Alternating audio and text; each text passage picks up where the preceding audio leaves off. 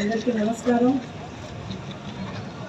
76వ భారత గణతంత్ర దినోత్సవాలు వేదికలు వచ్చేసిన జిల్లా ప్రజలకి, ప్రజా ప్రతినిధులకి, కార్మికులకి, కర్షకులకి, న్యాయమూర్తులకి, స్వతంత్రత సమరయోధులకి, అధికారులకి, అనాధికారులకి, పాత్రికేయులకి, విద్యార్థులకు హృదయపూర్వక భారత గణతంత్ర దినోత్సవ శుభాకాంక్షలు తెలియజేస్తున్నాము.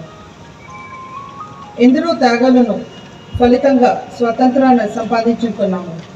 దేశం కోసం తమ ప్రాణులకు జీవితాలను త్యాగం చేసిన అందరికీ సందర్భంగా నా జోహార్లు అర్పిస్తున్నాను.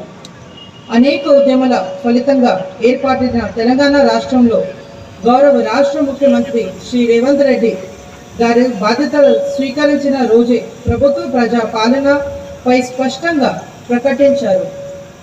ప్రజలకు ఇచ్చిన హామీలను నెరవేర్చే ప్రక్రియలో భాగంగా ప్రభుత్వం నేటి నుండి 26 జనవరి ఇందిరమ్మ ఆత్మీయ భరోసా, రైతు భరోసా, కొత్త రేషన్ కార్డులు, ఇందిరమ్మ ఇల్లు పథకాల కింద అర్హులైన లబ్ధిదారికి సహాయం అందించడం జరుగుతుంది.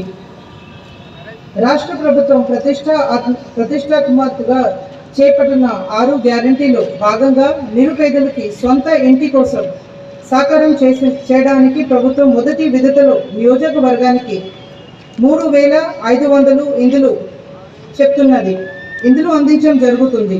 ప్రజాపాలన కార్యక్రమంలో ఇందిరమ్మ ఇల్లు